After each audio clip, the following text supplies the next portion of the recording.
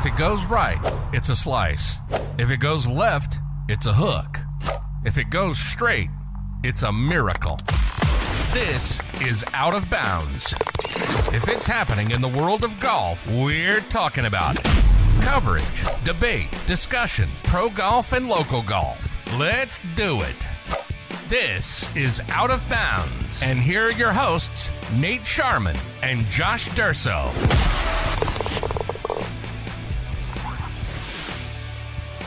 All right, what's going on, everybody? Welcome back to the Out of Bounds podcast. Josh Durso and Nate Sharman here, breaking down the biggest golf news of the week. We are getting you ready for the Memorial this weekend. We have got elevated golf, Nate, and you are going to be there. That's pretty cool. Yeah, yep, that's for sure. Not going to be at Oak Hill this week, unfortunately, but going up to the Memorial, visiting some cousins that live in Columbus. So back to another golf tournament for me. So I'm pretty excited about that as the PGA Tour season rolls on with another elevated event. Awesome stuff. We got to get into our 5 things you need to know this week. Nate, what do you have for us? Emiliano Grillo back in the winner's circle. Been over about over 7 years for Grillo to get back in the winner's circle. He defeated Adam Schenk in a playoff at the Charles Schwab Challenge in Texas on the second playoff hole. Hit a fantastic shot on the par 3. Got a nice little, I don't know if I want to call it a members bounce, but as it kicked it and fed it towards the hole, headed to about 10 or 12 feet, knocked that one in to get his first win in a while now, as he's won now twice on the PGA Tour. So good for Grillo to get back and get in there and get some more exemptions for a little while and get into some of these elevated events too. So can be a big career move for Grillo, and hats off to him, that's for sure. The block party's over, huh, Josh? Yeah, Michael Block. The block party is over. Oof. So Michael Block, the PGA Tour, PGA Championship phenom, the PGA Club professional, 46-year-old, played just outstanding golf in the PGA Championship to earn that top 15. Get invited back to the next PGA Championship and into the RBC Canadian Open, as well as the Charles Schwab Challenge. However, it didn't go well for him. First day, shoots 81, then shoots 74. Just seemed to look just exhausted out there, Josh. Watched a little bit of his round on Thursday. Just was really erratic with the driver off the tee, which is not something like Michael Block. We saw him at Oak Hill. He hit everyone just about on a string right down the middle. Was hitting drives all over the place, which is not something to like his game. Doesn't hit it very far, but seems to be a guy that can keep it down the middle. So we'll call the block party over. Does have an exemption next week in the RBC Canadian Open in Ontario. So looking forward to that to see if he can kind of bounce back. He's also playing in the US Open qualifier this weekend with his son. So that'll be interesting to see if we hear about that too. So Michael Block going to keep rolling on. Early prediction there. I think he will perform better this time around than this past time around. Like you said, he was drained, clearly. Yes. I wish they just didn't invite him to that tournament. Coming off of that week, I think that was just the wrong... I think it was the right move for the PGA Tour to try and capture that momentum, the media blast that was happening, the frenzy around him. But I don't think that was the right thing to do for Michael Block. Yes. We'll see how he does this coming week. We got to talk about his comments on the Bob Menery podcast, though, before we go. He was doing his Media Row podcast, right? He seemed to be on anything under the sun after the PGA Championship, different podcasts and shows and radio and stuff like that, too. But he was talking with Bob Menery on his podcast about, just not having length off the tee, like how I mentioned. He's a pretty straight driver of the golf ball, but doesn't hit it that far. And he played with Rory on Sunday at the PGA Championship, which is, one of the longest drivers on tour, right? So he's talking about how Rory was routinely 30 to 40, if not more, yards ahead of him on Sunday at the PGA Championship. And they just kind of kept talking about it. And he went on to say that he thinks he would be one of the best golfers in the world if he had Rory's yardage. One of the best golfers in the world, Michael Block said. I want to get your thoughts on that, Josh, and hear your take. It was interesting. He took a lot of heat, obviously, for making that comment, for saying it. Some people defended him. Some people chalked it up to him just doing a billion interviews and, eventually you're going to put your foot in your mouth. Right. Yeah. But, I kind of look at it as like, look at what he did. I mean, is it crazy to think that a guy who could hang in the PGA Championship, if he had the length and the amount of time to dedicate to just playing golf at 20 years old, right, that he couldn't have been or couldn't be, it's one of those really interesting things where what makes a generational golfer a generational golfer. And it's far more than just like raw talent or skill. It's also like timing and circumstance and, having the right kind of conditions around you. Not saying you gotta that, get lucky, right? A little bit. yeah, I mean, it all contributes. Um, I think he showed that at the very least, he would have or could have been a touring pro, I guess, if he had Rory's length. I still think that he could be a something on the senior tour. I think he's like 47 years old. So yeah, a couple more I'd be years interested to see like what the next 2 or 3 years holds for him. But I don't know. What do you think? Do you think it's like worth criticizing him over making that comment? I mean, every guy on tour believes they could be the best player in the world, right? Right. And I think that would be an equally ludicrous statement if we're going to use the block theory and say that what he said is crazy. I would also say it's crazy for the guy who's ranked 200th in the world. Don't know who you are, 200th golfer in the world. If he came out and said, I can be the best player in the world. Like, it's just the pool is so small. I mean, think back to what Brooks said, about, I can't recall when he said it, but he was explaining kind of like what it takes to win a big event. And he kind of went through the field in how, you got your guys that get cut. You've got your guys that just are going to be there in the weekend, but they're not actually going to be there. And when you really boil it down, you only have to beat like a 4, 5, 6, 7, 8 guys on Sunday to win a golf tournament. And I think that's kind of the same like philosophy here. There are a lot of guys who are just touring pros. You think if Block had Rory's length or any touring pros top 20, top 30 length, that he couldn't hang around, that he couldn't. I'm not saying he'd be one of the best players in the world per se, but to say that he, wouldn't have had a bunch of tour wins or whatever, seems a little. He just didn't do himself any favors going out on Thursday and shooting 81, right? There was a couple of clips where he was in a bunker too, and it took him a couple shots to get onto the green and into the hole too. So just didn't do himself any favors. But at the end of the day, the internet just loves to dunk on people, especially when they're at their highest too, right? That's always how the internet's going to work. Yep. But I don't hate Michael Block saying that, because we love confidence out of our athletes too. And like you said earlier, if people keep sticking a microphone in his face, you're bound to say something that maybe you regret. And I don't know if Michael Block regrets it, but maybe not. So I don't necessarily hate it, but he just, at the end of the day, didn't do a lot of favors for himself, like I said, and he'll be able to move on from that. And hopefully he plays better in the RBC Canadian Open next week. Yeah, absolutely. And there was a LIV golf event this past weekend. Nate, what do we have there? Harold Varner III gets in the winner's circle for the first time in LIV. Team Torque gets the victory there over in DC. We'll talk a little bit more about LIV here coming up in a little while, but still just kind of awkward to watch LIV. I don't know. I watched a little bit of it on Sunday, and I don't know if it's my fault. I just have a little bit of a problem kind of focusing on it. I don't know if it's the music in the background and just the relaxed atmosphere, which I get is what they're going for. And it looks like a lot of fun to be there. I had a couple people on my Instagram that were there, and I was just kind of watching those videos, and it did look fun to be at. I'll give them that. That's for sure kind of what they're going for. But on TV, it's hard for me to watch it. I think one of the things that stood out to me watching a little bit over the weekend was just some of the things that they're doing feel like they're trying too hard. For example, I'll say the tweets.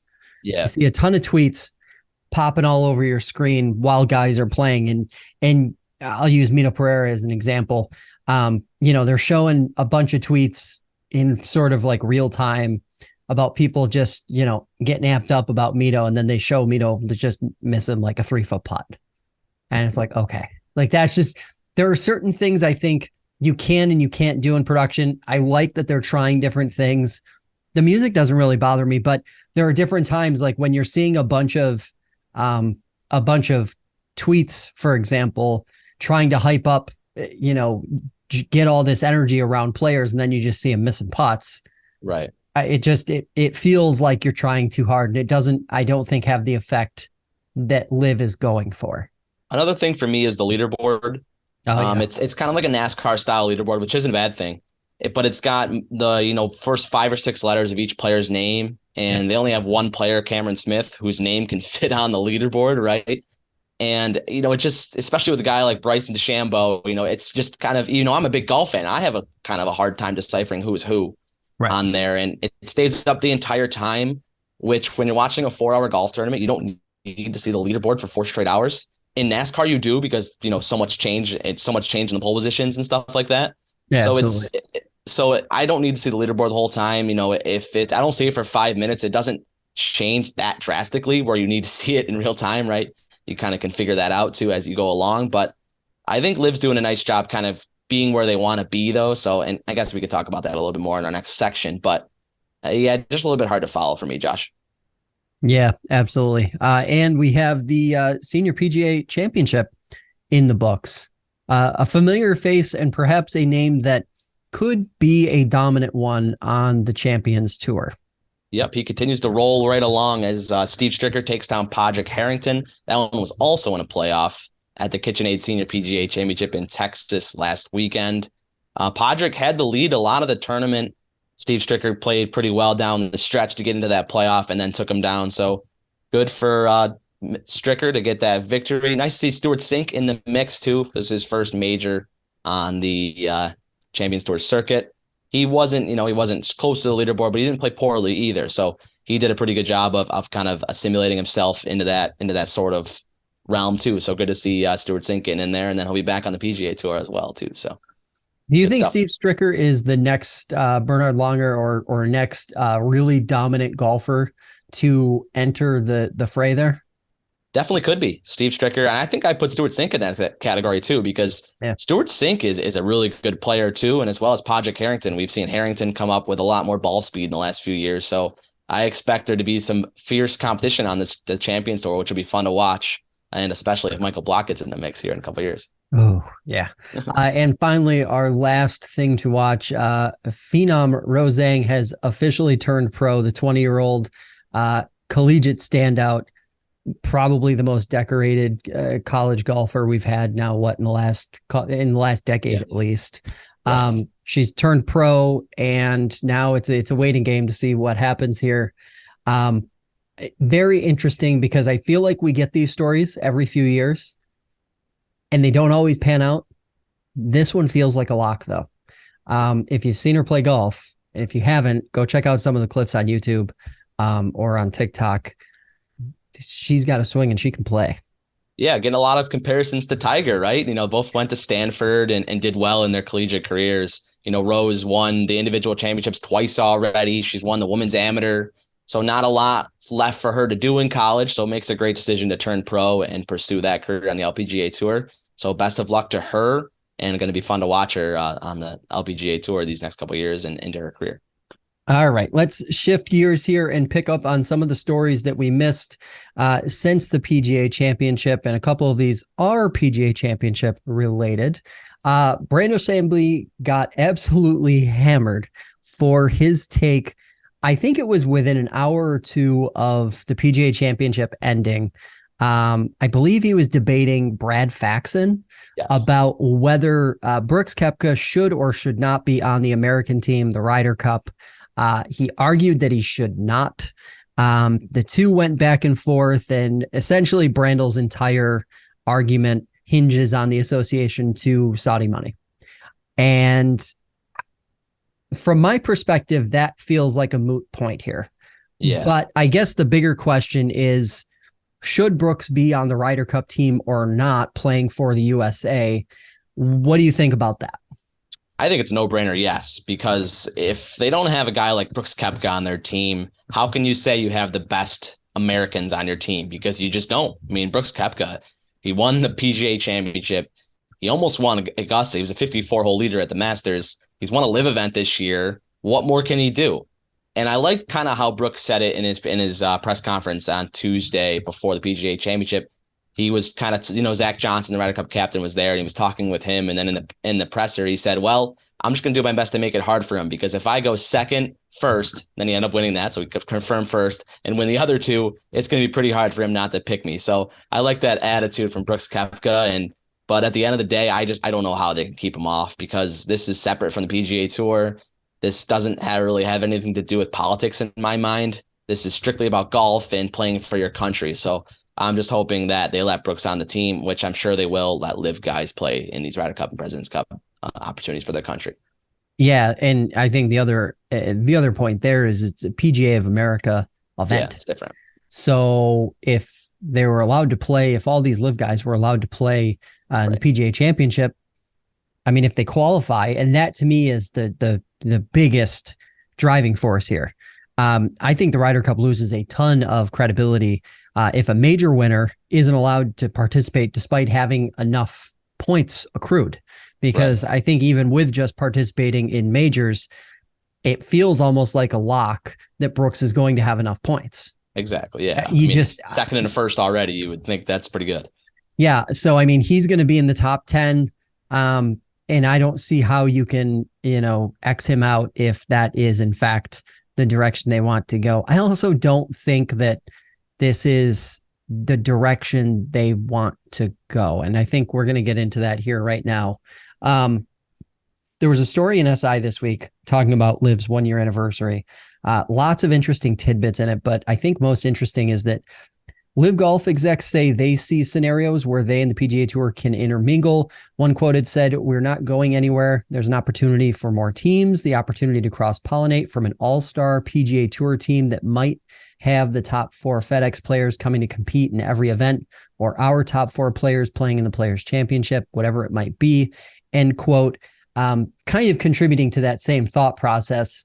Now that there isn't as much discussion about where the money is coming from, because there are a lot of big question marks where the money is ultimately coming from in a variety of different industries and spaces in America, in the United States, period.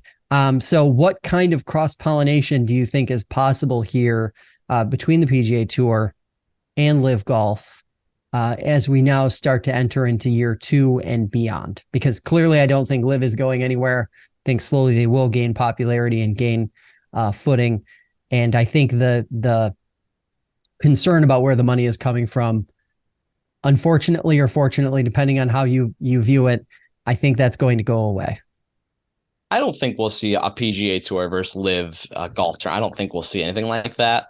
I personally don't need to. I have, being able to see these LIV players play in all 4 majors and then hopefully play in the President's Cup or Ryder Cup. So you got, 4 majors and 2 other events, 6 events a year, where you're seeing guys like Brooks Koepka, Dustin Johnson, Cameron Smith playing against and with a little bit with these PGA Tour players, which I think is enough for me. These guys decided to leave the PGA Tour. So, let's not put them on the spotlight that the PGA Tour has, that the following in the audience too much.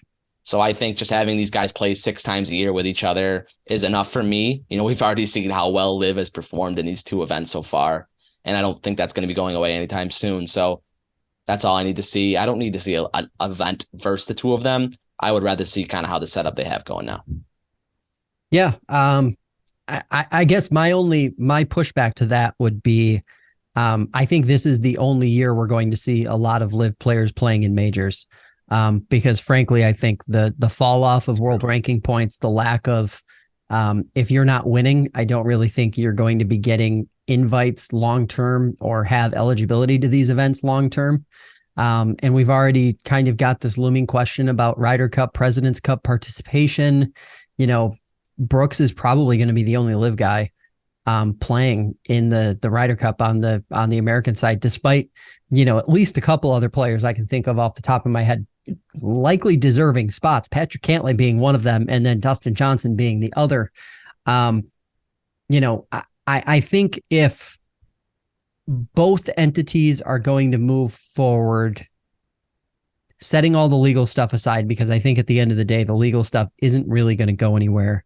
I think it might behoove both sides to come up with some kind of way to have the 2 entities work together. Because if not, and LIV isn't killed or the PGA Tour isn't held accountable in court for the antitrust stuff, then we kind of just get into this world where we have 2 separate leagues that I think it just hurts golf, right? Yeah, I think that's where Like, we're gonna go. That seems to be this kind of spot because, like you said, it just takes forever in court to kind of figure that stuff out, and so it's not going to be anytime soon where they kind of make a decision on that, right? So I think we're gonna have these two bodies in golf: PGA Tour versus LIV. They'll never directly play each other in my mind. They'll kind of coexist.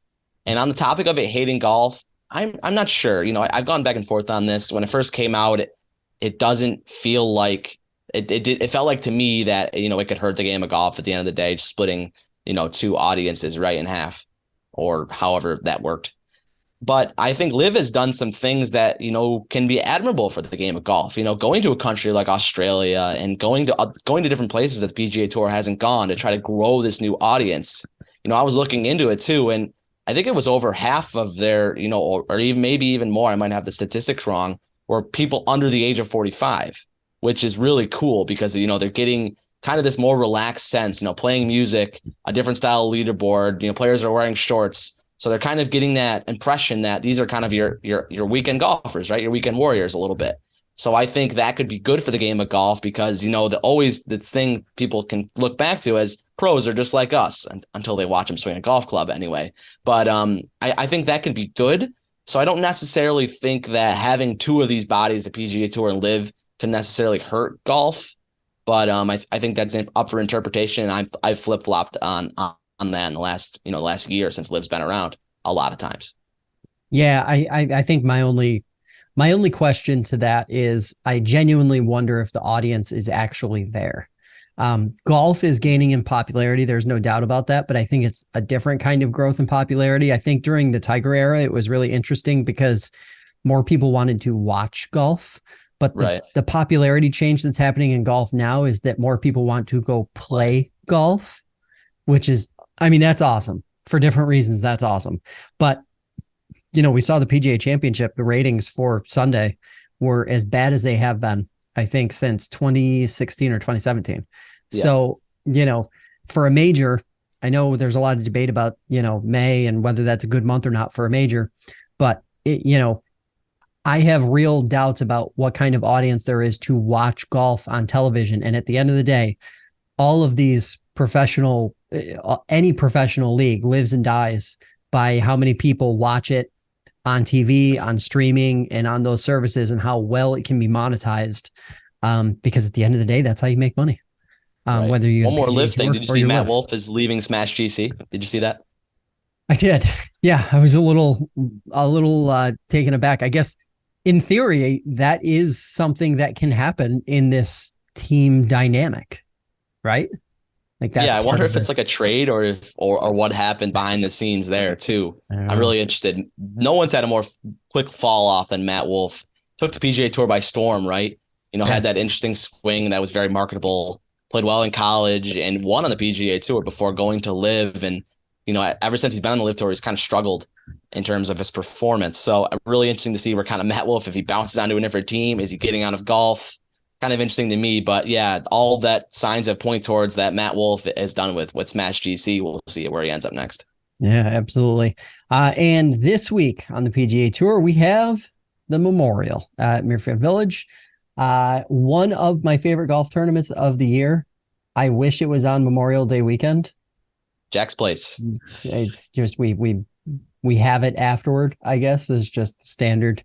Past winners: Patrick Cantlay, Billy Horschel, John Rahm, stacked field, elevated event, everything you could possibly want in a golf tournament that has Jack Nicklaus's name attached to it. Top five, who do we have sitting in the top five as far as favorites are concerned? I think I'm going to pick Scotty Scheffler, and I know it feels like a little bit of a chalk pick. He's at the favorite about 6-1 when I saw it this morning. Yeah. So I've already bet him on DraftKings. So looking forward to that as I'll be there, hopefully watching him on the weekend. So that'll be a lot of fun. But looking at Scotty Scheffler, just some of his ball striking numbers are just insane.